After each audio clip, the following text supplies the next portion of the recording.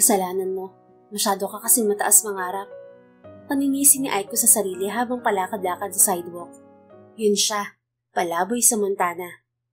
Ang taray, Aiko. Sa US mo pa napiling maging palaboy. Sarkastikong wika niya pa sa sarili.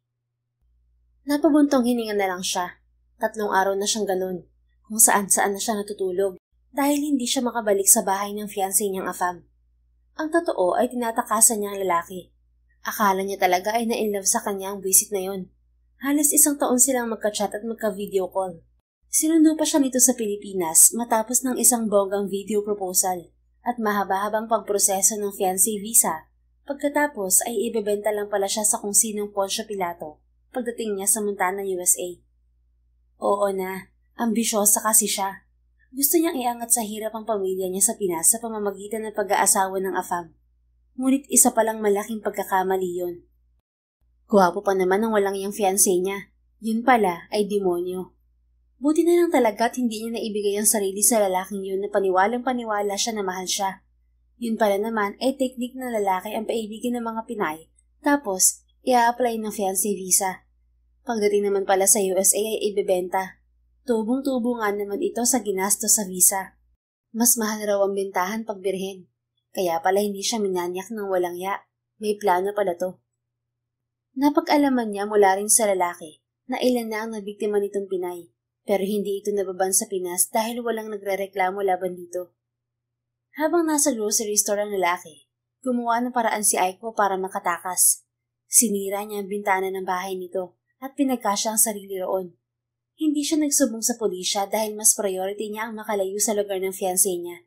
Isa pa ay baka baliktarin lang siya ng lalaking yun at hindi siya paniwalaan ng mga pulis. Ang iniisip ngayon ni Aiko, paano siya babalik sa Pilipinas? Oo, naitakas niya ang passport niya. Pero paano pamasahe niya pa uwi? Wala siyang cellphone. Ni isang damit ay hindi niya naitakbo mula sa bahay ng fiancé niyang halimaw. Nagtanong-tanong siya kung saan ang embahada ng Pilipinas sa Montana. Pero wala raw Philippine Embassy ron. Meron daw sa San Francisco. Pero paano naman siya makakarating doon? Wala namang gustong tumulong sa kanya para ihatid siya roon. Himala na lang siguro panghahawakan ko ngayon. Aniya matapos magbuntong hininga. Naglakad na naman si Aiko nang naglakad ng maghapong yun. Tila ba makakarating siya agad sa San Francisco kapag ginawa niya yun? Ang ending lang naman ay mapapagod at magugutom siya. Problema na naman yun dahil wala siyang pambili ng pagkain. Nakiupo na nga siya sa mga homeless na nanlilimos noong nakaraang araw. Mukhang yun na naman ang kapalaran niya sa araw na yun. Dahil na rin siguro sa pagod at gutom ay hinimatay si Aiko sa sidewalk. Ngunit bago siya panawan ng ulirat ay nakahingi pa siya ng pasensya sa ginang na nabangga niya. Pagising ni Aiko ay nasa isang maayos na silid siya. Are you okay? Nagugutom ka ba? Magpapahanda ako ng pagkain, sabi ng isang ginang. Pilit na inalala ni Aiko kung sino ang ginang. Ito ang ginang na nakabangga niya sa sidewalk kanina. Okay lang po ako. Teka, paano niyo po nalaman na Filipino ako? Nikatakang tanong niya rito. Bago ka nahimatay, ang sabi mo sa akin, pasensya na po. Nakangiting sagot ng ginang. Pasensya na po talaga. Okay lang, tinulungan din naman kita dahil alam kong Pinay ka. Sino-sino ba magtutulungan sa estrangherong bansa kundi tayo-tayo rin? Salamat po, ma'am. Teka, magpapakilala muna ako. Ako si Carol Rivas. Ikaw, ano pangalan mo? Tanong ng ginang. Noon lang napansin ni Aiko na mukhang sopistikada ang ginang. Sa tindig pa lang nito ay batid na niyang hindi sila magka-level. Ako po si Aiko Mauricio. Narito po ako sa Montana para magpakasal sana. Kaso ay niloko ako ng fiancé ko. Human trafficker pala ang Hudyo. Napatigil si Aiko sa pagsasalita. Hindi pa nga pala sila close ni Ma'am Carol. Dapat ay magdahan-dahan siya sa kanyang pananalita. Ibibenta lang po pala niya ako kaya niya ako dinala rito. Buti na lang po't natakasan ko siya. I'm sorry to hear that. Kaya pala palaboy-laboy ka sa daan. So what's your plan now? Are you going to stay here and find a job? Bakit nga pala hindi ka nagsumbong sa mga pulis? Hindi na po ako nagpapulis. Gusto ko na pong umuwi. Natatakot din po kasi ako makita ko pa ang fiancé ko rito sa Montana at pagbuntaan na naman niya akong ibenta. Tumango ang ginang. Do you need help? Ang gusto ko lang ay makarating sa pinakamalapit na embahada ng Pilipinas. Manghihingi po ako rin ng tulong para makabalik ako sa Pilipinas. Natahimik sandali ang ginang. Wait, I can help you. I can buy you a plane ticket going to Manila and a little extra for you to start anew in the Philippines. Just help me with something. Anong tulong po?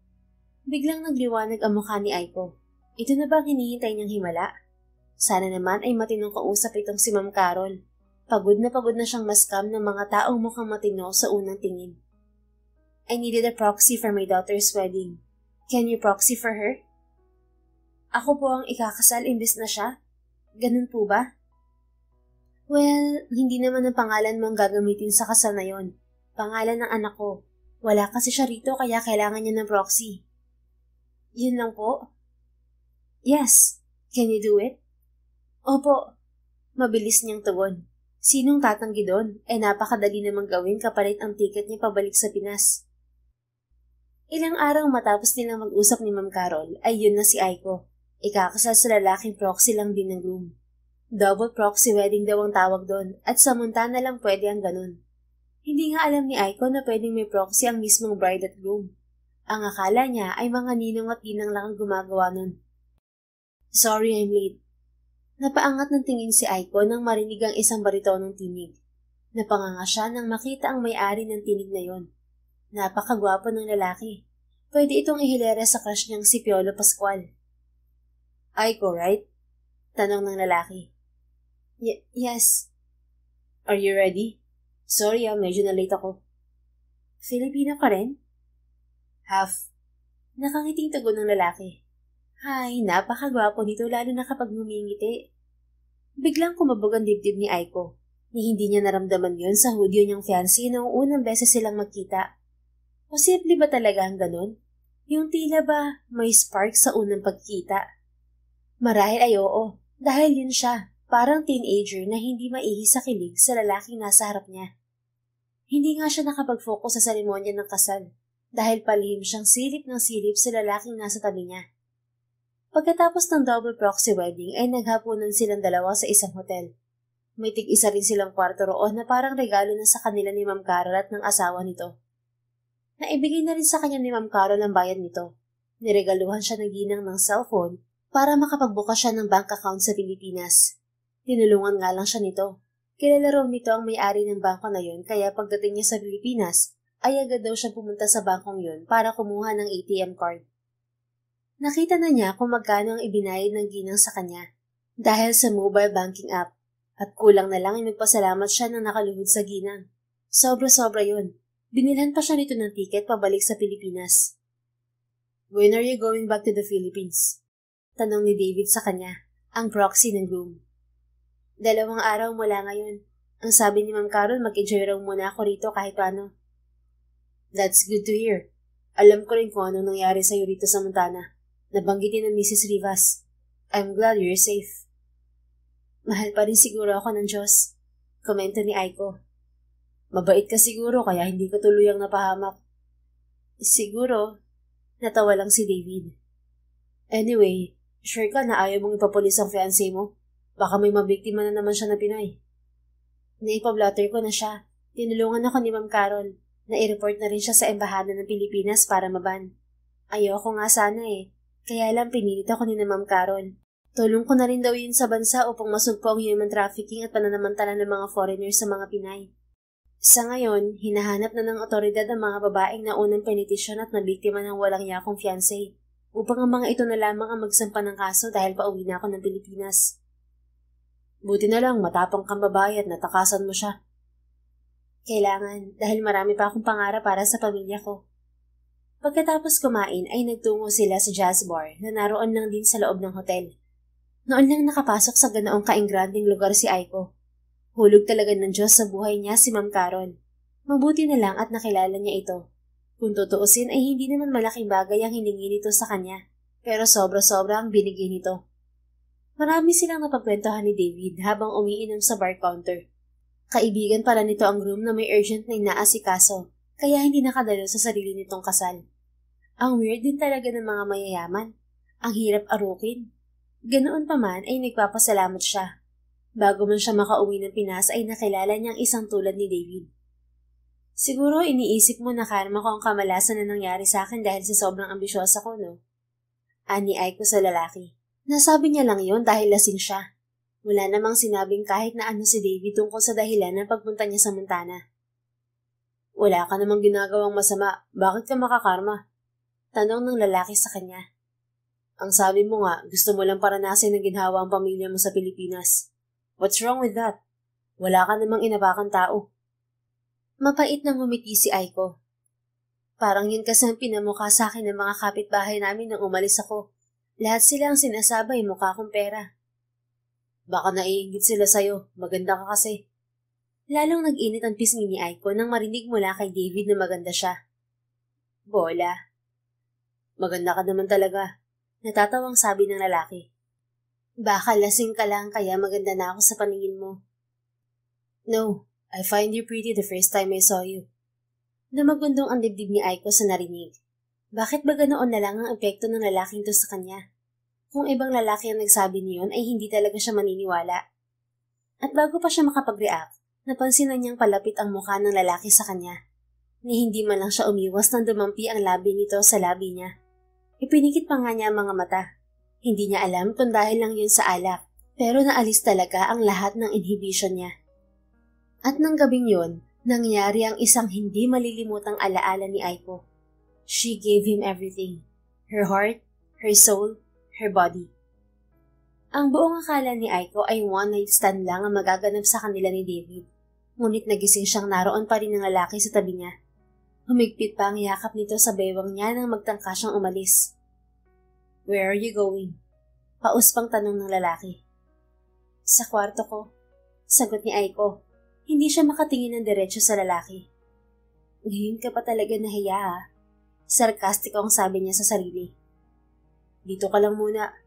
Ani David na hinila siya muling pahiga. Walang nagawa si Aiko kundi ang mahiga. Hindi ka ba nagugutom? Tanong niya kay David para mawala ang awkwardness niya. A little. Ano gusto mong almusalin? Ikaw. Pili yung sagot ng lalaki. Hindi ako kasali sa... Ngunit bago pa matapos ang sasabihin niya ay lumapat na ang labi nito sa kanya. Ang lahat ay napakabilis na maging si Aiko ay hindi alam kung paano nangyari ang lahat ng yun sa loob ng isang araw. Hindi naman siya liberated na babae, pero yun siya. Ibinigay ang lahat sa isang lalaking maituturing na estranghero pa rin sa kanya. Ano bang alam nila bukod sa pangalan ng isa't isa? Would you consider staying here? Tanong ni David kay Aiko. Ha? Gulat na tanong ni Aiko sa lalaki. Well, may fancy visa ka, di ba? Oo, pero... I know it's not part of your plan to stay here anymore. Sansala ni David sa sasabihin niya. Alam ko rin na wala ka ng rason para manatili rito. Pero baka lang... Hindi nito maituloy ang sinasabi. Baka lang ano? Baka lang pareho tayo ng nararamdaman, Aiko. Hindi kita maintindihan, David. Wala bang ibig sabihin sa'yo itong tayo? Tayo? Agad? Wala ba itong ibig sabihin sa'yo? Nakangiwing tanong ni David sa kanya. Siyempre ay meron sa isip-isip ni Aiko, pero hindi siya sigurado kung gusto pa niyang manatili sa Montana. Pagkatapos ng nangyari sa kanya sa lugar na yon ay ang makauwi na lang sa Pilipinas ang talagang gusto niyang mangyari. Alam mong meron, sabi niya kapag kuwan. Hindi naman ako liberated na babae pero ibinigay ko sa iyo ang lahat. Kahit hindi kita lubusang kilala. Pero may plano na ako magsimula ulit sa Pilipinas. May ticket na nga ako eh. 90 days naman ang visa mo, di ba? Kung hindi mo magustuhan na pagstay rito, pwede kong umuwi. I'll buy the ticket for you. Hindi makatugon si Aiko. Sa isang banda kasi ay nais niya ring makasama pa si David. Ano bang nangyayari sa kanya? Para siyang napasailalim sa isang spell. Ginayuman mo ba ako, David? Ako dapat na nagtatanong sa'yo niyan. Imbes ay sabi ng lalaki bago siya hinalikan. Ang physical attraction sa pagitan nila ay sobrang lakas, na parang magkatinginan lang sila ay para na siyang nagliliyab. She has never met a man like him. Nakatulog si Aiko matapos ang isa na namang mainit na tagpo sa pagitan nila ni David, at naalimpungatan siya nang marinig na may kausap si David sa phone. Yes, honey. Please take care of my daughter. I won't be home until tomorrow. Thank you so much. Tell her I miss her already. Natigilan si Aiko sa narinig. May asawa at anak na pala si David. Bakit hindi man lang niya naisip na itanungin sa lalaki? Ito na naman siya. Nagpapaloko sa mga taong mukhang matino sa unang pagkikita. Kung mananatili siya roon ay magiging kabit lang pala siya. Kung hindi siya ibebenta na parang hayop ay gagawin namang kabit. Ano ba namang kabalasan yun? Okay, bye. I love you, Cicely. Dinig niyang sabi ni David sa kausap sa phone. Naramdaman ni Aiko ang pagbalik ni David sa kama. Sa tabi niya. Nagpanggap siyang tulog. Nang maramdaman niyang mahimbing na ang tulog ng lalaki, ay agad siyang nagtungo sa kanyang hotel room at nag-impake. Ilang oras na lang ay flight na niya. Aabot pa siya kung aalis na siya sa mga sandaling yun. Kaya wala na siyang sinayang na oras. Tinakasan niya si David tulad ng pagtakas niya sa hudyo niyang fiancé. Wala siyang panghihinayang na nadama dahil puro kamalasan lamang naman ang nangyari sa kanya sa Montana. 6 years later. Anong gagawin natin, ate? Tanong kay Aiko ng kapatid niyang si Ariela. Gagawan ko ng paraan, okay? Pagpapakalma ni Aiko sa nakababatang kapatid. Nang nakaraang taon lang pumanaw ang kanyang ama, naniniwala si Aiko na naibigay naman niya ang maayos-ayos na buhay sa ama bago ito pumanaw. 6 years ago, pagdating niya sa Pilipinas, ay bumili siya ng isang maliit na lupa sa bandang Rizal, kung saan mura lang ang lupa. Maliit yon, ngunit na pagyaman nila. Nakapagtayo siya ng maliit na negosyo na napalaki rin naman niya. Noong umpisa ay ukayan lang ang negosyo niya. Hanggang sa maging supplier na siya ng beer sa iba pang sellers. Dahil sa negosyong ukay ay napaganda niya ang buhay nila. Nabili rin niya ang bakanting lote sa tabi niya. Nakapuntar din siya ng sasakyan na ginagamit nila sa pagde-deliver ng mga pa-order nila. Ngunit 2 taon na nakalilipas nang magkasakit ng malubha ang tatay niya. Wala na siyang ina. Bata pa sila ni Ariela nang pumanaw ito. Kaya naman lahat ay ginawa niya para lang madugtungan pa ang buhay ng tatay nila. Ngunit pumanaw rin ito matapos ang 1 taong pakikipaglaban sa cancer. Ang masaklap lang, naubos ang lahat ng ipon niya. Nahirapan siyang makabawi lalo pat humina ang ukay business niya. Ang problema pa ay naisanla niya ang kanyang bahay at lupa at maliit na yon. Mama, bakit umiiyak si Tita Ella? Tanong ni Faith, isa sa mga anak niya. Oo, umuwi siya ng Pilipinas na may dala-dala pa ng souvenir mula kay David. Ilang buwan matapos niyang umuwi ay nalaman niyang buntis siya. Na-ospital siya noon sa sobrang pagod at sinabi ng doktor na buntis nga siya. Hindi niya alam noon kung paano magpapaliwanag sa ama niya. Ngunit wala rin namang nagawa ang galit nito. Kaya sinuportahan na lamang siya nito at tinulungan sa pagbubuntis niya. Is it true, Mama? Tanong naman ni Hope, anak niya rin. Triplets sa mga anak niya. 5 taong gulang na ang mga ito. Sobrang magkakamukha ang tatlo kaya hirap ang iba na i-distinguish kung sino si Faith, Hope at Love. True?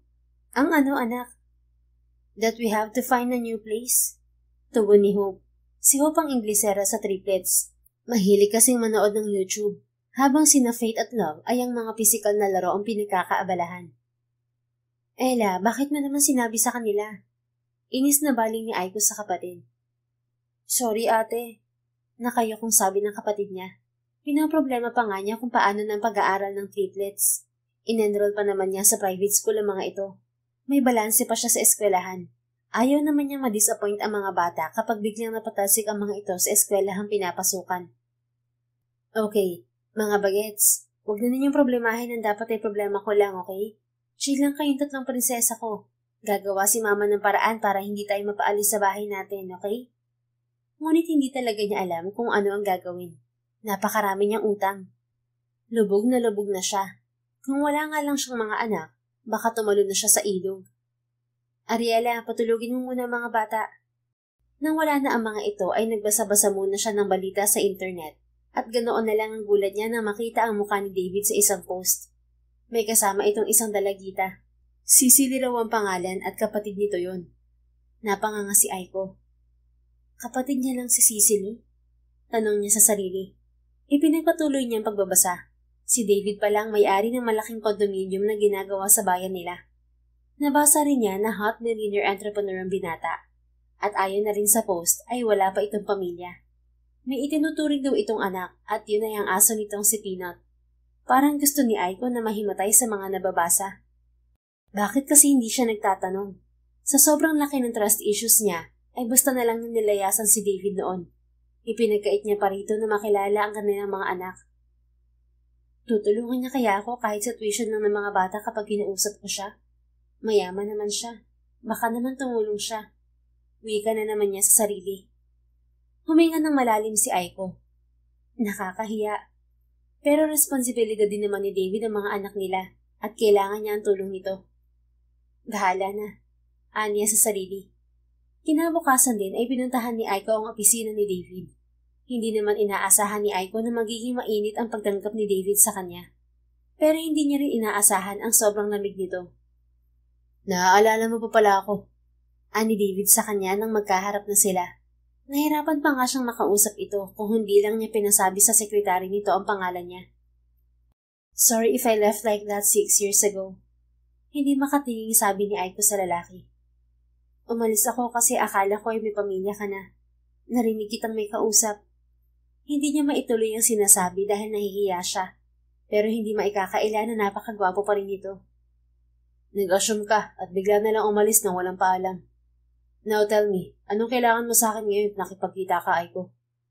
Tila bagot na tanong ni David sa kanya. Kailangan ko ang tulong mo para sa tuition ng mga bata. Mga bata? Ng mga anak mo? Wow! May halong pangungutya ang tinig ni David. Kasi anak mo rin naman sila. Mahina niyang tugon sa lalaki. What?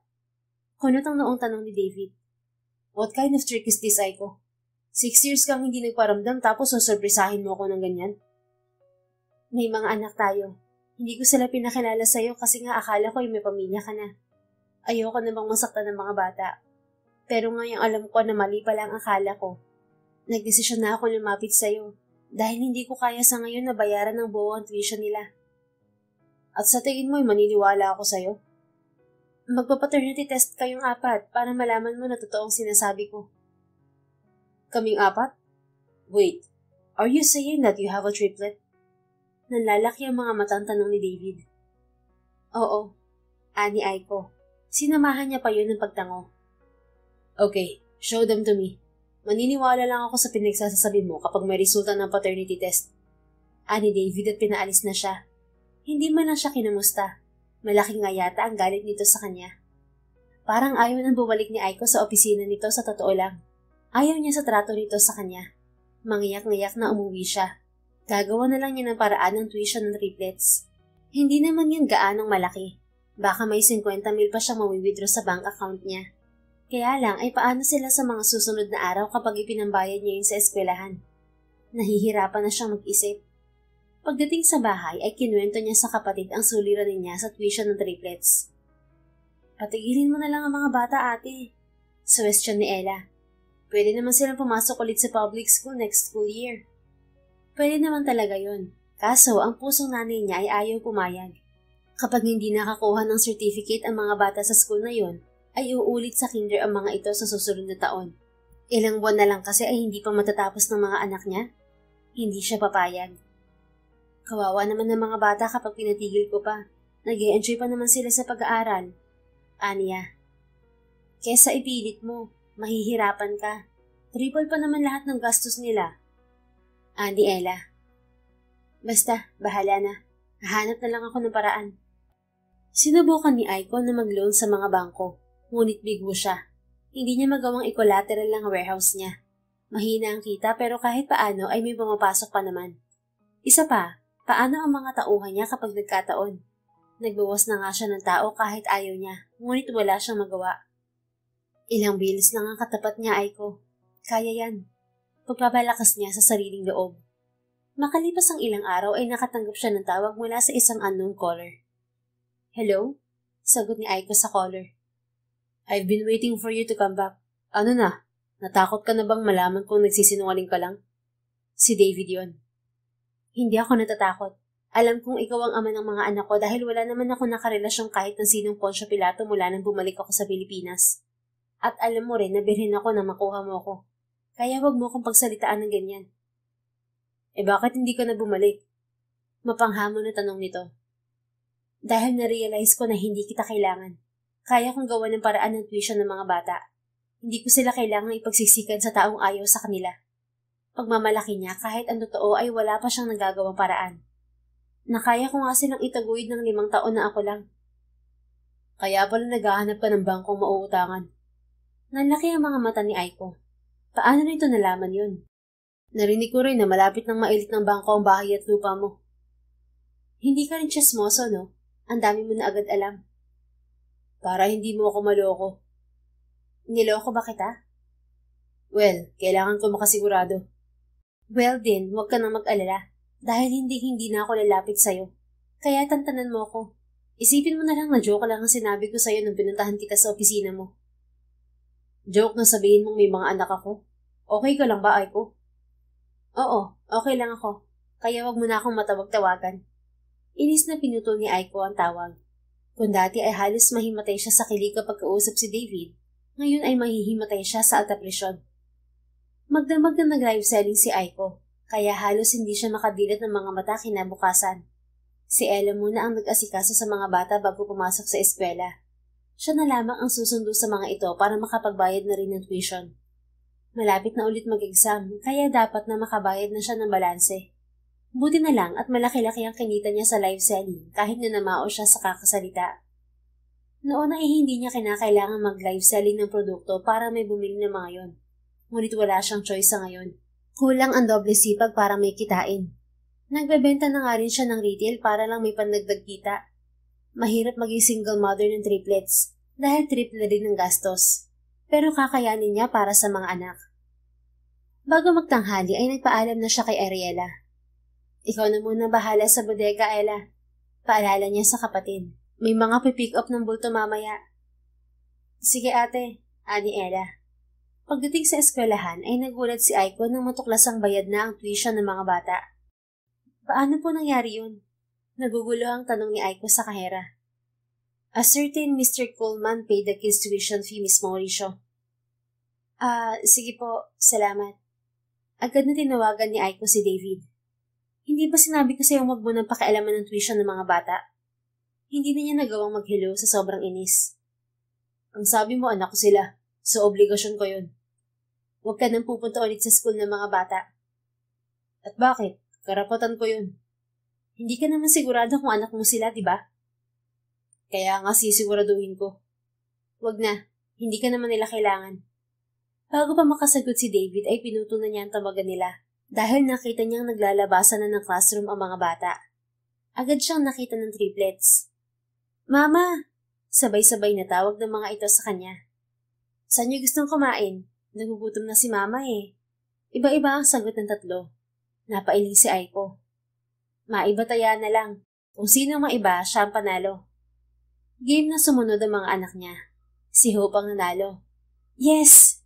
Ngiting-ngiting sambit ni Hope. Sina Faith at Love ay nakasimangot naman. Tawa ng tawa si Aiko.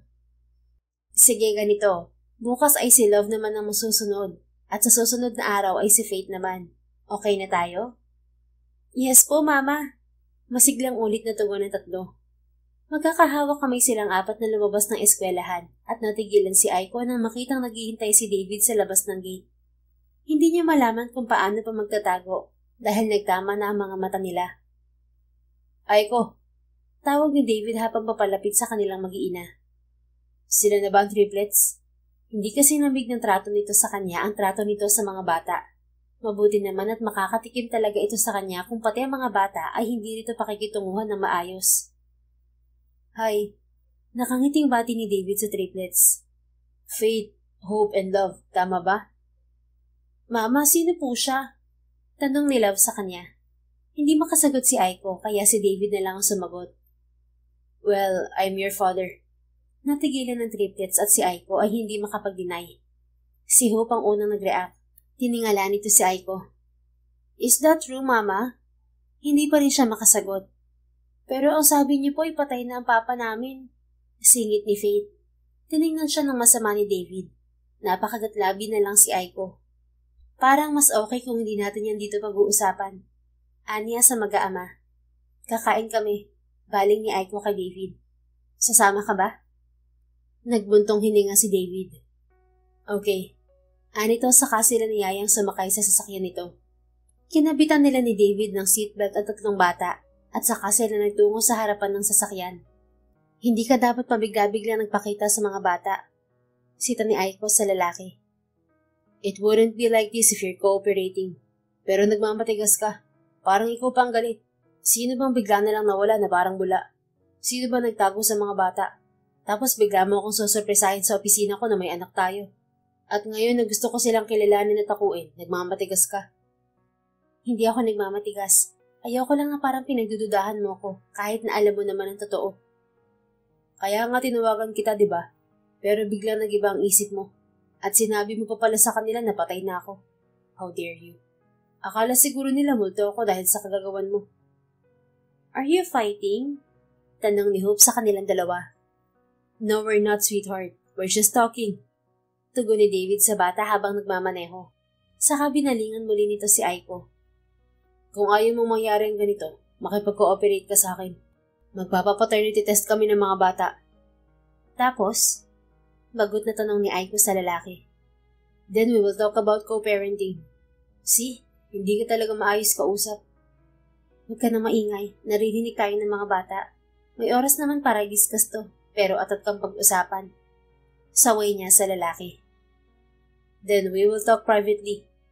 Nang nasa restaurant na sila ay nakatingin lang ang triplets kay David. Mukhang hindi pa rin makapaniwala ang mga ito na buhay ang tatay nila. Okay kids, hindi ko alam kung paano kayo papaintindi sa inyong sitwasyon sa paraang maiintindihan niyo ako ng maayos. Nakangiwing sabi ni Aiko sa mga anak. Mag-aanim na taong gulang lang ang mga anak niya. Paano ba dapat i-esplika sa mga ito ang lahat? You lied to us, Mama. Sabi ni Hope sa kanya. Hindi naman yun pagalit. Para bang nagsasabi lang ito ng isang pangungusap. Nagmuntong hininga si Aiko. Oo, nagsinungaling ako. Pag-amin niya. Pero bakit, Mama? Di ba po ang sabi mo, bad ang mag-lie? Kunot ang mukhang tanong ni Love sa kanya. Tumango si Aiko. Sobrang bad mga anak. Kaya magsasorry ako ng marami sa inyong tatlo. Kapag mas malaki na kayo, maiintindihan niyo rin kung bakit nagsinungaling si Mama. Pero sa ngayon, pwede bang i-forgive muna ninyo ako? Lumabi si Aiko para maawa sa kanyang mga anak. Tinitigan siya ng mga ito. Maya-maya ay ang tatlo naman ang nagpalitan ng tingin na para bang nag-uusap ang mga ito sa isip. Okay, Mama, we will forgive you, but promise us that you will not lie again. Ani Hope, bakit bang spokesperson ng triplets ay laging Inglesera pa? Nakaka-nosebleed na. I promise. Mabilis niyang wika na itinaas pa ang isang palad. Anyway kids, this is David. Siya ang tatay niyo. Pagpapakilala ni Aiko kay David sa mga bata. Pero kailangan muna nating patunayan sa kanya na anak niya nga kayo. You're making it complicated again for them to understand. Puna ni David sa kanya. Napaingos naman si Aiko. Pagbuhuli niya kaya ito at si Hope. Panayang English, kakasakit na sa ulo. Hindi po kayo naniniwalang anak niyo kami? Tanong ni Faith kay David. I believe your mom, sweetheart. Tugon ni David sa bata. Pasimpleng tumaas ang kilay ni Aiko. Parang hindi naman. Sasabihin sana niya, ngunit ayaw niyang makipagbardagulan kay David sa harap ng mga bata. Then, can we call you Papa? Nakangiti ng tanong ni Hope kay David. Of course. Nice to meet you, Papa.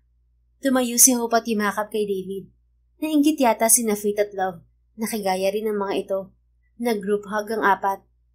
Paano pa kaya itatanggi ni David ang mga bata?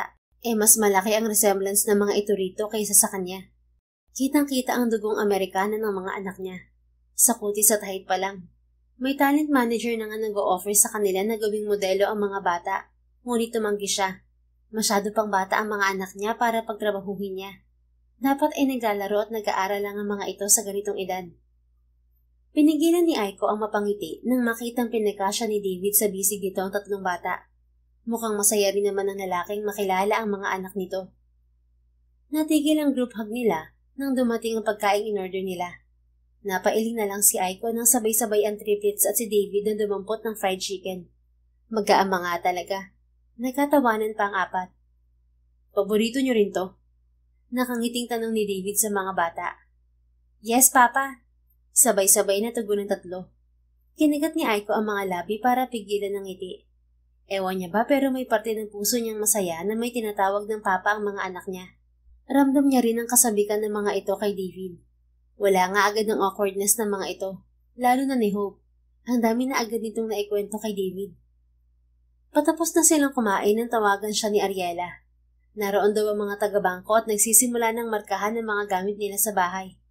Napatayo si Aiko. Ano? Hindi ka pa ba uuwi, ate? Umiiyak na tanong ni Ella sa kanya. Pauwi na ako. Binalingan niya si David. Kailangan na namin umuwi, David. Magtitaksi na lang kami. Tawagan mo na lang ako kapag magpapaternity test na kayo ng mga bata. Yun lang at tiningnan niya ang mga anak. Tara na, kids. Sandali, bakit ka ba nagmamadali? May urgent akong aasikasuhin sa bahay. Iahatid ko na kayo. Presinta ni David. Hindi na. Iahatid ko na kayo. Matigas na wika ng lalaki. Tara na. Walang nagawa si Aiko kundi sumunod kay David na hawak na sa magkabilang kamay si Hope at Faith. Si Love naman ay sa kanya humawak. Pagdating sa bahay ay naabutan nga nilang minamarkahan na ang mga gamit na iinitin ng bangko. Kailangan na po ninyo maghanap ng ibang lugar na matitirahan. Sabi pa sa kanya ng staff ng bangko. Hindi pa pwedeng humingi pa ng ilang buwang palugit. Pakiusap ni Aiko sa lalaki. Pasensya na po, ma'am. Hindi na po kayo mapapagbigyan ng bangko. Halos matumba si Aiko pag alis ng mga staff ng bangko.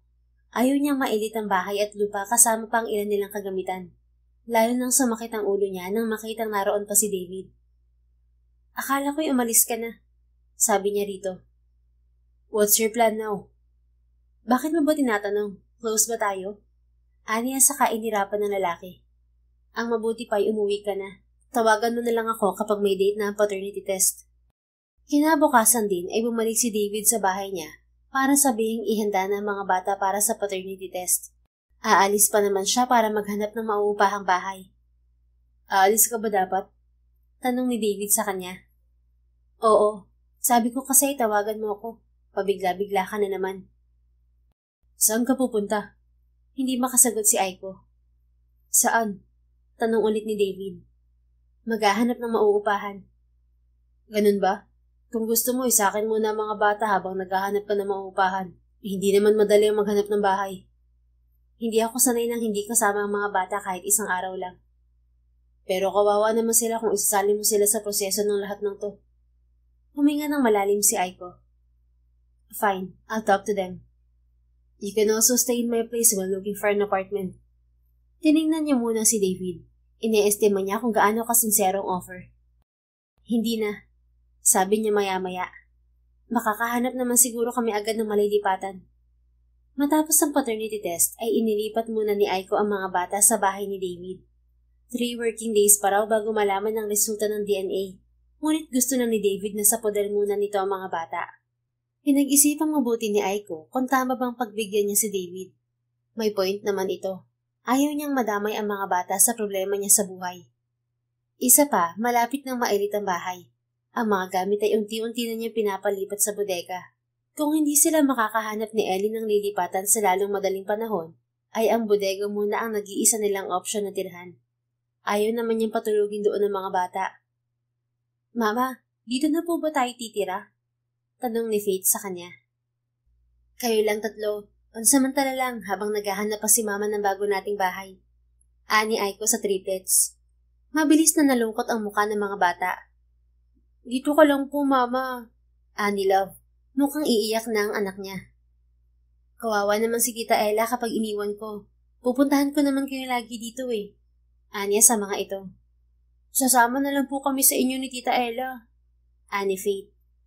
Mama, we can sleep without you. Nakalabing sabi ni Hope. Aiko, ang laki-laki ng bahay ko. Dito na muna kayo ng kapatid mo habang naghahanap pa kayo ng matitirahan. Kung si Ella ang iniisip mo, walang problema sa akin na narito siya. Singit ni David. Pero, wala nang pero. Pigil ni David sa sasabihin niya. Ang gusto ng mga bata ay narito ka. Kaya dito ka na lang. Kung nahihiya ka sa akin, tigilan mo na. Hindi yun importante sa ngayon. Ang importante ay may matitiran kayo ng mga bata. Okay na? Huwag nang matigas ang ulo mo. Mas mahirap ka pang kausap kaysa sa mga anak mo. Hindi naman sa ganun. Nahihiya lang ako na makitira dito. Mama ka ng mga anak ko. Anong nakakahiya na samahan sila dito? Isa pa, ako naman ang nag-invite na dumito muna kayong lahat. Wala nang nagawa pa si Aiko kundi ang tanggapin ang offer nito. Sinundo niya si Ariela para pansamantalang kay David muna sila makisilong. Grabe ate, ang bongga naman pala ng tatay ng mga anak mo. Bakit hindi mo lang pinakilala ang mga bata sa kanya? Bulong ni Ella kay Aiko habang pinagmamasdan nito ang bahay ni David. May pagkasyonga kasi ako. Hindi ako mahilig magtanong. Inuuna kong damdamin kesa utak. Anya sa kapatid. Bahala na itong umintindi sa sinabi niya. Ngunit nitong mga nagdaang araw, hindi niya maiwasang maisip na paano kaya kung hindi siya umalis sa Montana noon? Paano kung nagtanong muna siya? Paano kung kinontak niya si David noong nalaman niyang buntis siya? Ano kaya ang naging reaksyon nito kung nalaman nitong buntis siya? Kasal na kaya sila ngayon? Pero kahit na anong tanong sa isip ang ginawa niya, wala naman niyang magagawa. Naroon na sila sa sitwasyon na yun. Nagkita sila ulit. Baka may ibig sabihin yun. Baka pwede pang second chance. Pero pwede pa nga ba? Mukhang nagbago ng damdamin ni David sa kanya. Paano nga bang hindi? Alam niyang kahit hindi nito sabihin ay estupid ang tingin nito sa kanya ngayon dahil sa ginawa niyang katangahan noon. Sa ikatlong araw nila sa bahay ni David ay agad na naglaho ang mga pangarap ni Aiko para sa ikalawang pagkakataon. Dumating doon ang nanay ni David. Masama ang tingin sa kanya. Magiliw naman ito sa mga bata, ngunit halata ang disgusto sa kanya ng ginang. Did you talk to Lian about this? Tanong ng mami ni David dito. Kababasa lamang nito sa DNA result ng mag-ama. Siyempre, positive yun na si David ang ama. Let's talk about that privately, Mom. Ani David sa ina. Wait, hindi nila alam na ikakasal ka na? Tanong pa ng mami ni David. Mabuti na lang at busy ang mga bata sa pool, kaya hindi naririnig ng mga ito ang sinabi ng ginang. Pakiramdam ni Aiko ay nanghina siya dahil sa narinig. Ikakasal na pala si David. Ni minsan ay hindi man lang nito yun nabanggit sa kanya. Sa bagay, hindi naman siya nagtanong. Nag-assume lang siyang single ito. Isa pa ay wala naman siyang karapatang magtanong. Wala naman siyang karapatan sa pribadong buhay nito. Mami, baka marinig ka naman ng mga bata. Saway ni David sa ina. Maiintindihan ng mga bata yun. Giit ng ginang. Bago mo pa sila makilala ay nakatakda ka ng ikasal kay Lian. Mabuti nang nalilinaw mo yun sa kanila. Idiniin pa ng ginang ang huling pangungusap. Kulang na lang ay sabihin ito yun sa pagmumukha ni Aiko. Nakikita naman ito na naroon lamang siya. I have to do it slowly. Bata pa ang mga anak ko, baka hindi pa nila maintindihan. Hindi mo naman yun kasalanan. Hindi naman ikaw nagtago sa mga bata eh. Pagpaparinig na naman ng ginang kay Aiko. Mom, bakit? Totoo naman ah. There's no sense of pointing fingers right now, Mom. Ang importante ngayon ay ang mga bata. Giit ni David. How about Lian? Nag-usap na kami. She understood the situation. Siyempre ay sasabihin niyo na naiintindihan niya. Kahit na totoo, labag sa loob niya ang mga nangyayari. Anang mami ni David saka nagbuntong hininga. Mamaya na natin pag-usapan yan, Mami. Kararating mo lang, ini-stress mo na agad ang sarili mo. Paano ba namang hindi? Tara na, Mami. Saway na naman ni David sa ina. Nasaan pala si Cecily? Susunod siya rito, may inaasikaso lang. Wala ka na ba talagang planong bumalik sa Montana? May negosyo ka rin doon na dapat asikasuhin.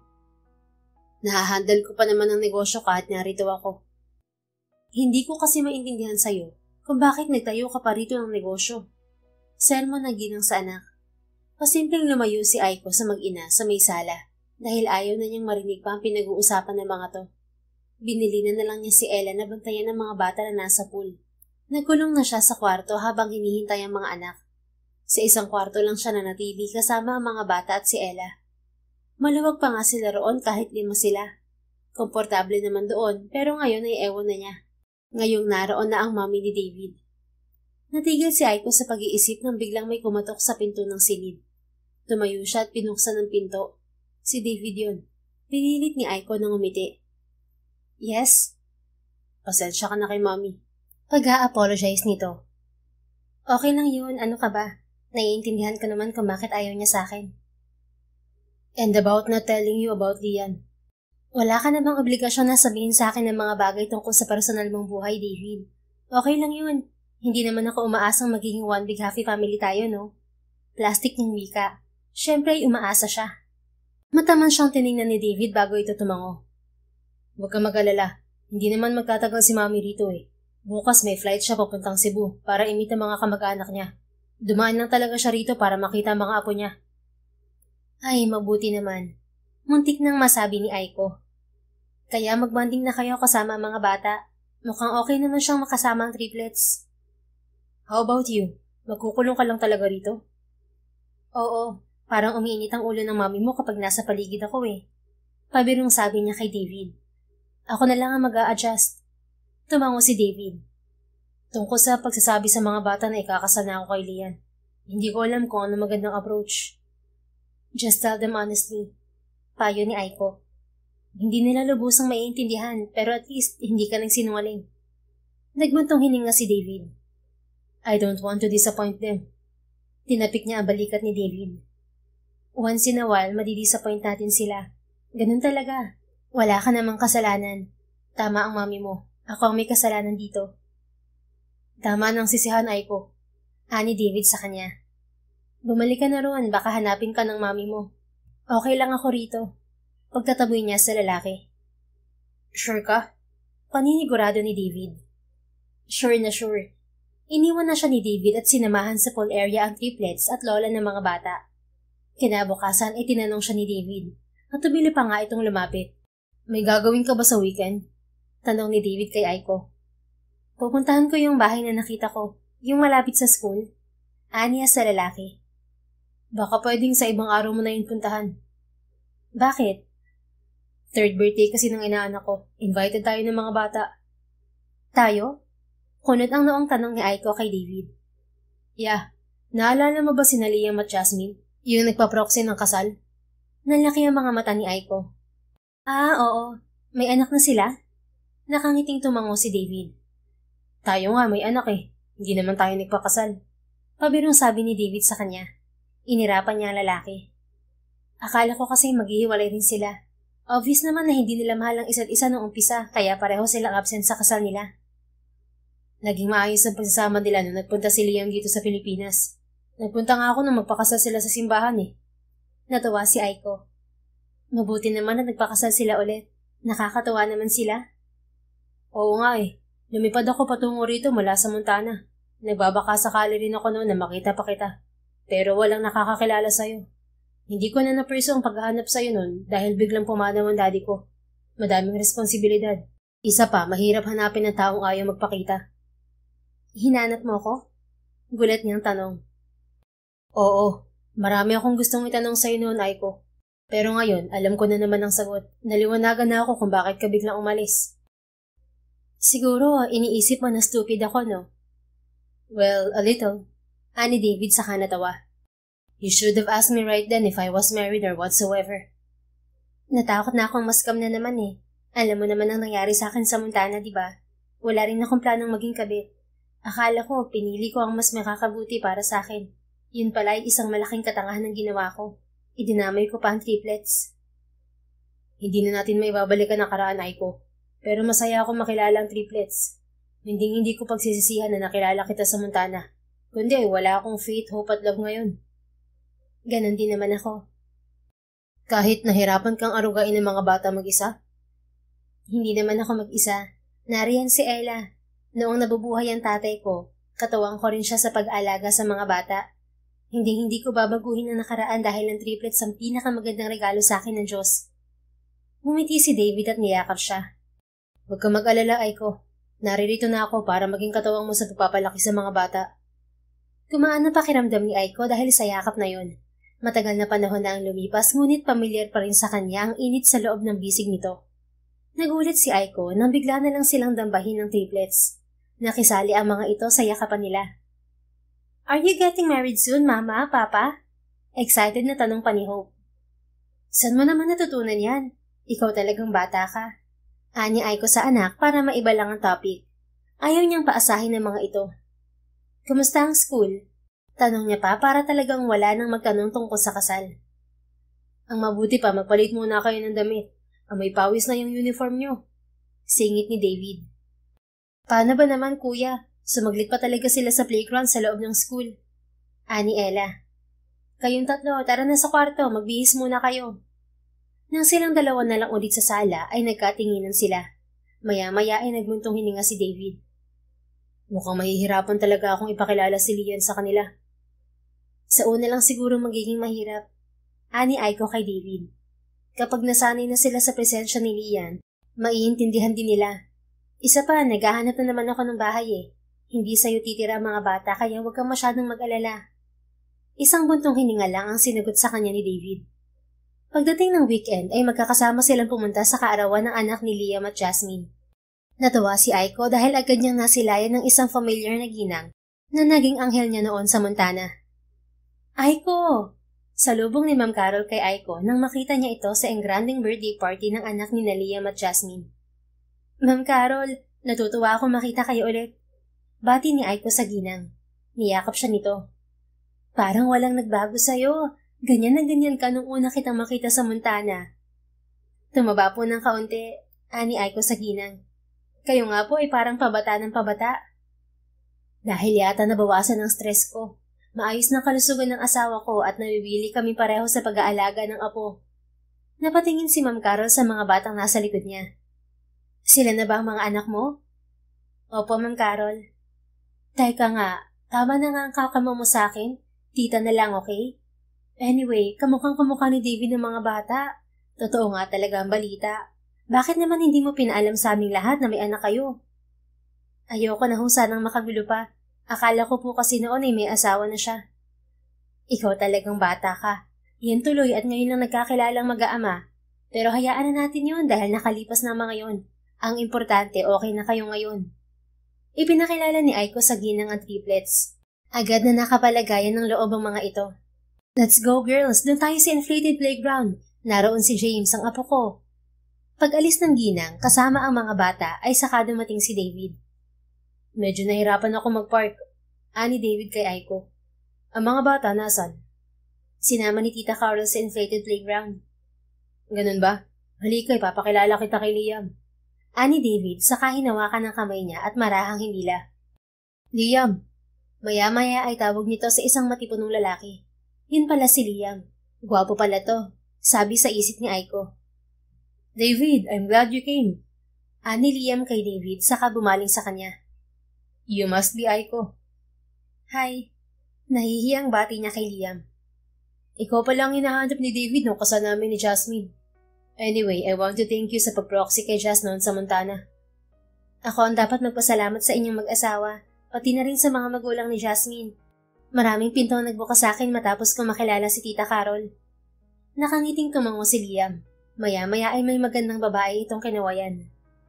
Jas, ito pala si Aiko, your proxy on our wedding. Oh, hi. Tawang-tawang bati ni Jasmine na niyakap pa siya. Ikaw palang hinahanap ni David noon. Hindi alam ni Aiko ang mararamdaman. Totoo palang hinanap siya noon ni David. Sinayang niya ang pagkakataon. Where's the triplets? I'm excited to meet them. Sabi pa ni Jasmine na hinawakan ng kamay ni Aiko nang sabihin niyang nasa inflated playground ng mga bata. Hinila siya ni Jasmine patungo roon. Mukhang enjoy na enjoy ang triplets sa paglalaro kasama ang ilan pang batang naroon. Grabe, no? Ibang klaseng magbiro ang tadhana. Akalain mo ba namang nagkaanak ang mga proxy sa kasal namin noon ni Liam? Whirlwind romance ang sa amin noon ni David. Hindi nagkaroon ng happy ending dahil sa akin. Ani Aiko. Do you still like him? Ikakasal na siya. Hindi naman yun ang tinatanong ko. Ani Jasmine saka humagikik. Makahulugang umiti lang si Aiko. Ayaw niya yung sagutin. Pag-uwi nila sa bahay ay palastado ang mga bata. Pagod na pagod ang mga ito. Si Aiko naman ay nagtungo sa kusina matapos magbihis ng pantulog. Kumuha siya ng beer sa ref at nagtungo sa pool area. Naisip niya ang tanong ni Jasmine kung gusto niya pa si David. Sa tingin niya ay hindi. Hindi lang niya ito gusto. Mahal niya ito kahit noon pa. Hindi siya naniniwala sa love at first sight. Ngunit yun ang naramdaman niya rito. Ngayong muli silang nagkita, napagtanto niyang hindi niya na nagawang umibig pang muli. Hindi lang dahil sa dami ng kanyang responsibilidad sa buhay, kundi dahil wala namang pumalit kay David sa puso niya. Isn't it amusing? Wala naman silang matagal na pinagsamahan kung tutuusin. Pero bakit nga ba hindi na siya nagpapasok ng iba sa puso niya? Mukhang malalim ang iniisip mo ah. Ani David na hindi niya man lang namalayang naroon na pala. Hindi lang makatulog kaya nagpahangin muna ako. Nakangiting tugon ni Aiko. Ganoon naman siya sa tuwing may iniisip. Sa pulang tambayan habang umiinom ng beer. Hindi ka man lang nag-aaya. Ani David saka naupo sa tabi niya. Maluwag naman ang upuan at pandalawahan yon. Ngunit sumikip ng tabihan siya nito. Akala ko nga tulog ka na eh. Anong iniisip mo? Imbes ay tanong ni David. Yung offer ni Tita Carol na loan. Pagsisinungaling niya. Nalaman kasi ng ginang ang mga suliranin niya, kaya nag-offer na pautangin siya. Iniisipan niya kung tatanggapin niya yon dahil nakakahiya. Ngunit naisip niya ring malaking tulong yun sa negosyo niya. Pwede namang ako na lang ang magpautang sa'yo. Huwag mo akong alalahanin. Ang mga bata lang ang responsibilidad mo. Tanggi niya sa lalaki. Mapipigilan ko bang sarili kong alalahanin ka? Nanay ka ng mga anak ko. Nais magtirik ng mga mata ni Aiko. Kailangan ba talagang ipamukha sa kanyang yun lang ang role niya sa buhay nito? Nag-usap na kami ni Tita Carol, okay na. Huwag ka na maghanap ng matitirahan. Ha? Naguguluhang tanong niya sa lalaki. Nagulat siya nang iabot nito sa kanya ang susi ng bahay. Binili ko sa bangko ang bahay mo para maibalik sa'yo. Bakit? Kunot ang noong tanong ni Aiko sa lalaki. Dahil alam ko kung gaano ka-importante sa'yo ang bahay na yun. Isa pa, para rin yun sa mga bata. Doon na sila lumaki at sanay na sila ron. Bukod pa ron, katabi lang yun ang negosyo mo. Pero, wala nang pero Aiko. Pigil ni David sa sasabihin niya. Isipin mo na lang na bumabawi lang ako sa mga bata sa ilang taong wala man lang akong ambag sa buhay nila. At kung may kailangan ka, hindi lang para sa mga bata, kundi para sa'yo rin. Huwag kang mahiyang magsabi sa akin. Huminga ng malalim si Aiko at saka niyakap si David. Naiiyak siya sa sobrang tuwa. Masayang-masaya siyang hawak na naman niya ang susi ng kanyang bahay. Salamat, David. Naramdaman niya ang palad ni David sa kanyang likod at naunang niya napagtanto kung ano ang ginawa niya. Napakahigpit ng yakap niya sa lalaki, samantalang wala naman siyang suot na bra. Sobrang dikit ang mga dibdib nila. Nang bumitaw naman siya ay nagtagpo ang kanilang mga mata. Nakita niya roon ang nakita niya nung unang beses silang magtagpo sa Montana. Warmth and longing. Dahan-dahang bumaba ang labi nito palapit sa kanya at hindi man lang tumutol si Aiko. Ipinikit pa niya ang mga mata. Kinabukasan ay hindi maharap ng maayos ni Aiko si David. Alam niyang hindi dapat siya umasa dahil lang sa isang halik. Matanda na siya para isiping may kahulugan yon. Maaaring tulad niya ay nadala lang din ito ng damdamin. Mabuti na lang at wala si David paglabas niya ng sihid. Ayon kay Ella ay nagmamadali raw itong umalis matapos makatanggap ng isang tawag. Ang sabi pa nga ni Kuya, ako na munang sumundo sa mga bata, ate. Ani Ella. Naku, nangako pa naman siya sa triplets na siyang susundo ngayon. Komento ni Aiko. Hindi bale, ako na lang ang susundo sa mga bata. Akala ko ba pupuntahan mo yung dapat na uupahan natin? Hindi ko pa bala nasabi sa'yo. Makakabalik na tayo sa dati nating bahay. Nakangiting pagbabalita ni Aiko kay Ella. Totoo, ate? Nagniningning ang mga matang tanong ni Ella. Oo, binili ni David ng bahay para ibalik sa atin. Masaya niyang sagot. Tawang-tawang niyakap siya ni Ella. Grabe, ang bait talaga ni Kuya. Kailan tayo babalik doon, ate? Sa lalong madaling panahon. Tugon niya. Hindi na rin magandang manatili pa sila roon. Baka mamaya ay bigla pang bumalik ang mami ni David. Pagkasundo sa mga bata ay agad niyang hinanap si David para kausapin. Magpapaalam na siya rito. Gusto na niyang bumalik sa dating tirahan. Ngunit natigilan si Aiko pagdating. Hindi mag-isa si David sa sala. May kasama itong isang babaeng tila lumabas mula sa magazine. Napakaganda ng babae. Aiko, this is Lian, my fiancé. Pagpapakilala pa ni David sa babaeng kasama. Lian, this is Aiko, the mother of the triplets. Ngumiti si Lian at kinamayan siya. Nice to meet you, Aiko. Maging ang tinig na babae ay kasing hinhin ng mukha nito. Tulad niya ay nabigla rin ng triplets sa presensya ni Lian. Hindi pa nila nasasabi ni David sa mga bata ang tungkol kay Lian. Who is she, Papa? Tanong ni Hope kay David. Hindi agad nakasagot si David. Hope? Ani Aiko sa anak.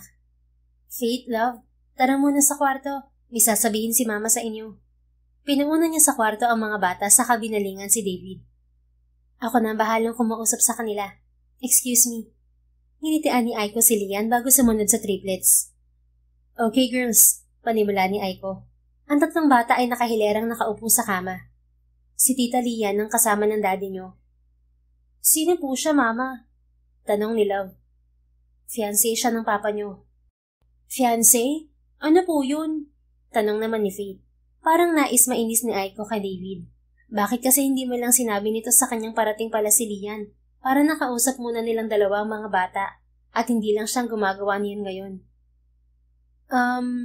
Siya ang mapapangasawa ng papa niyo mga anak. Ani Aiko saka nagbuntong hininga. Agad na kumunot ang noo ng 3 bata. Hindi ko yun ni Papa magpapakasal? Tanong pa ni Faith sa kanya. Humiling si Aiko. Hindi ko alam kung paano ko ipapaliwanag, pero wala kami relasyon ng papa niyo. Does that mean that you don't love each other? Tanong ni Hope sa kanya. Napilitang tumango si Aiko. Yes, anak. Sabay-sabay na lumungkot ang mga mukha ng triplets. Parang nais ni Aiko na makisali sa mga to. Pero kahit ganon, mahal namin kayo ng papa niyo. Hinding-hindi yun magbabago kahit na magkaroon pa kami ng ibang karelasyon. Isa lang ang hihilingin ko sa inyo. Sana ay subukan yung pakitunguhan ng maayos si Tita Lian. Love siya ng papa niyo, okay? Malungkot na tumango ang mga bata.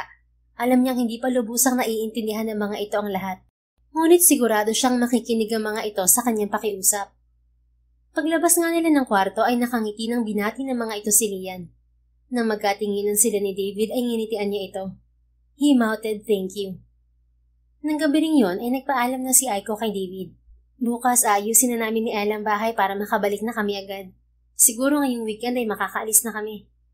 Napansin ni Aiko na parang tutol si David sa desisyon niya, ngunit wala itong sinabi. Just tell me if you need my help. Salamat sa lahat, David. Walang sinayang na oras si Aiko. Nang malinis nila ang dating bahay ay agad na sila nagbalik doon ng mga bata. Makailang linggo ay dinalaw sila ni David. Kamusta ang pagbabalik niyo rito? Tanong ni David kay Aiko nang dalawin ng triplets. Sobrang saya ko talaga. Salamat ulit sa tulong, David. Ani Aiko. Medyo maayos-ayos na rin ang takbo ng negosyo. Ang nahiram niyang pera mula kay Tita Carol ay ipinampuhunan niya sa mga brand new shirts na bulto. Mas mabili ang mga yon sa ngayon kaysa sa ukay. Truck-truck ang dumadating na produkto ng brand new shirts noong nagdaang araw. At sold out na agad ang mga yon. Makakabayad siya agad kay Tita Carol. Kailangan niya dumiskarte sa buhay. Kahit naman mayaman si David at kaya nitong tustusan ang pangangailangan ng mga bata, ayaw pa rin niyang iasa ang lahat dito. Co-parenting sila, kaya kailangan ay hati sila sa financial needs ng mga bata. Kung kaya nga lang niyang salohin ng gastos ay sosolohin na lang niya. Lalo pa't bubuo na ng sariling pamilya si David. That's a good news. I-celebrate natin? Nakangiting tanong ni David sa kanya. Labas tayo ng mga bata. Wag na. Nakangiting tanggi niya. Ayokong isipin ng mga bata na pwede tayong lumabas na parang pamilya anytime na gusto natin. Magpapakasal ka na. At alam kong hindi man magsalita si Lian ay maaapektuhan siya. Kung hindi siya kasama, hindi tayo lalabas ng tayo lang. Sana maintindihan mo. Sumeryoso ang mukha ni David, ngunit tumango ito. I understand. Medyo naging awkward ang hangin sa pagitan nila. Mabuti na lang at dumating ang triplets at niyakap ang mga ito. We missed you, Papa! Anang mga bata kay David. Niyakap ni David ang mga bata at maya-maya ay umorder ito ng pagkain para pagsaluhan nila. Sobrang namiss daw nito ang triplets na kasabay sa pagkain. Nagkwentuhan pa ang mag-aama at nanood ng cartoons, kaya naman ginabi na si David makauwi ng bahay. Mula noon ay araw-araw nang dumadalaw si David sa mga bata. Isang gabi ay napasarap siya sa pakikipaglaro sa triplets. Kaya naman hindi na niya nasabayan si Lian sa dinner. Nakabusangong tuloy ang babae ng datnan niya. Where have you been? Galit na tanong ni Lian kay David. I visited my kids. And their mom? Ani Lian saka tumaas ang isang kilay. The kids are living with Aiko. What do you want me to do? Alam ko naman na si Aiko rin ang dahilan kung bakit pabalik-balik ka ron. Halos araw-araw ay naroon ka. Wala kang pakialam kahit mag-isa ako rito. Niyayaya kita na sumama, ayaw mo naman. And then what? Witness you like you're a one big happy family? Lian, magpapakasal tayo. All our lives mangyayaring dadalawin ko mga anak ko. Parte sila ng buhay ko, ng buhay natin. Akala ko ba naiintindihan mo? Helpless na sabi ni David sa nobya. Mula nang dumating ito ay hindi na sila natapos sa pag-aaway tungkol sa mga bata at kay Aiko.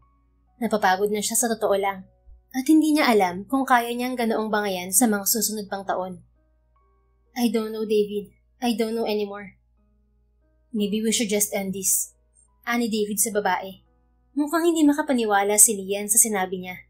Sa buong relasyon nila ay noon lang siya nagyayang makipaghiwalay. Si Lian ang mahilig sa ganoon. So, totoo nga. Galit na wika ni Lian.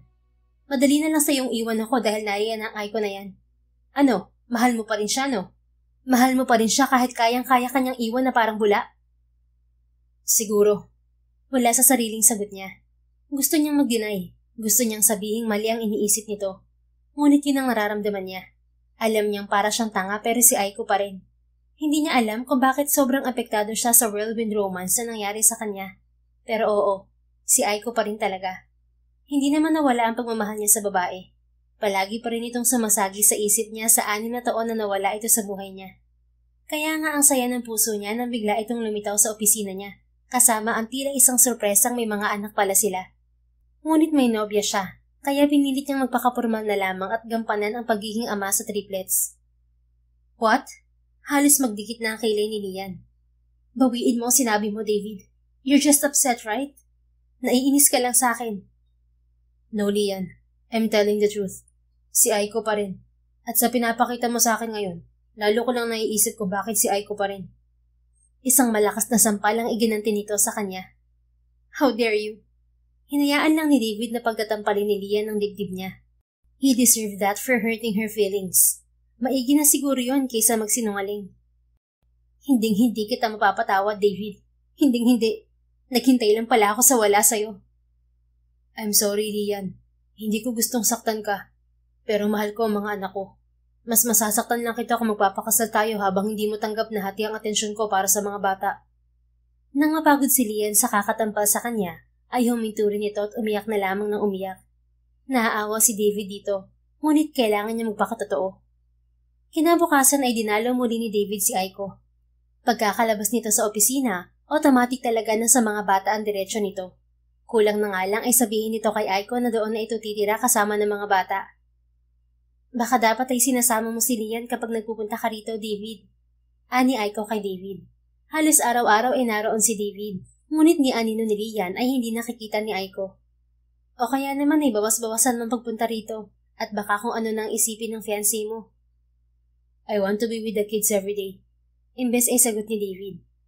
Isa pa, hindi mo na talaga makikita miski ang Anino ni Lian dahil bumalik na siya sa Montana. Bakit? Nagtatakang tanong ni Aiko. Wala na kami. Ha? Wala na kami. Ulit ni David. Bakit? I can't be with someone who doesn't accept my kids. Hindi nga. Paninigurado ni Aiko. Parang okay naman siya sa mga bata. Kapag kaharap ang mga bata, oo. Pero kapag kami na lang, akong inaaway niya. Sorry. Pangaalo niya sa lalaki. Wala ka namang kasalanan, ani David. Mahirap lang sigurong tanggapin para sa isang single na babae na may anak ng lalaking pakakasalan niya. Baka ganun talaga. Hindi ka nanghihinayang? Matagal na rin kayo Hindi. Mabilis na tugon ni David. I'll choose the kids over anyone. Natutuwa si Aiko na marinig yun. Ngunit sa kabilang banda ay nagigilty rin siya. Baka naman ako ang talagang dahilan kung bakit siya nagagalit. Oo, pag-amin ni David. Nakiselos si Lian sa'yo. Sana kinausap mo ng maayos. Wala naman siyang dapat ikaselos Nakakasawa na. Isa pa, totoo naman ang sinabi niya. Ano? Kumabog ang dibdib ni Aiko.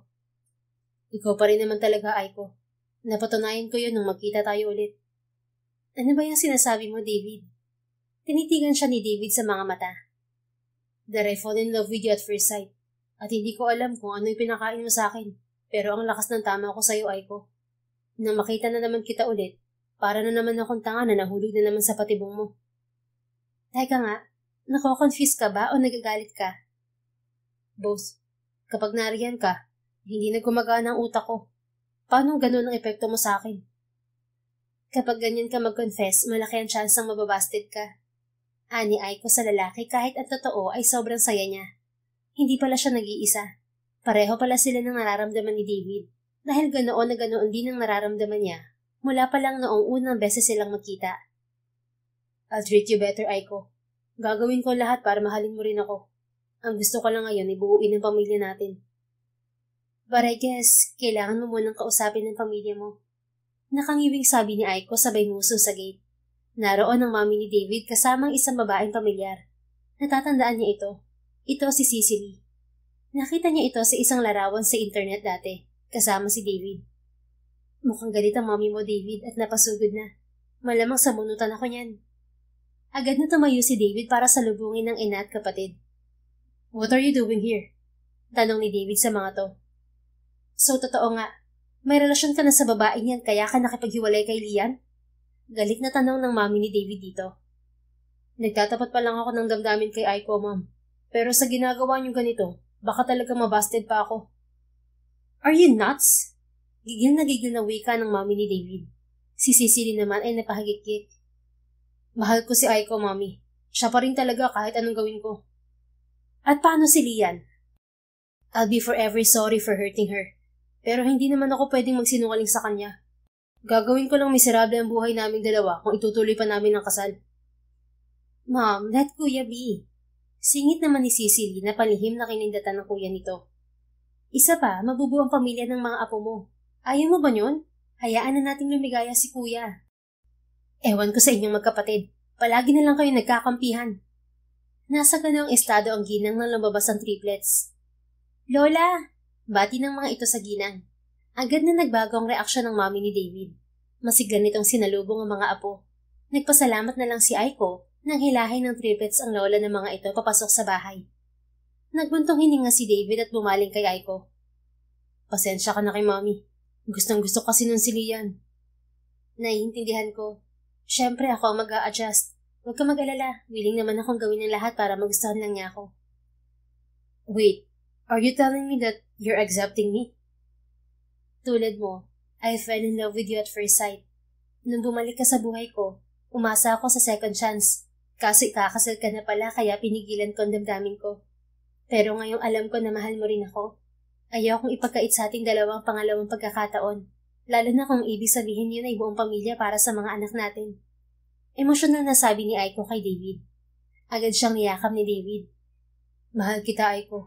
Mula nung una kitang makita hanggang ngayon, ikaw pa rin. Ginantihan ni Aiko ng mas mahigpit na yakap si David. Mahal din kita, David. Sobra-sobra. This time, we will make it right, okay? Kapag may hindi pagkakaintindihan, pag-uusapan. Walang biglang mawawala, okay? Tumango si Aiko. Hindi na ako mawawala. Pangako.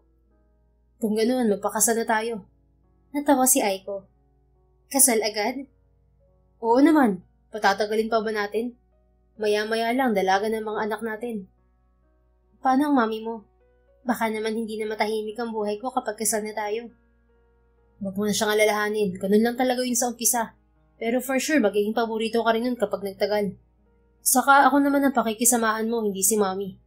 I promise na kakampi mo ko kahit kay mami. Sinabi mo yan, ha? Opo. Paborito lang talaga ako nun at ayaw niya ako mapunta sa babaeng hindi kayang suklian ng pagmamahal ko.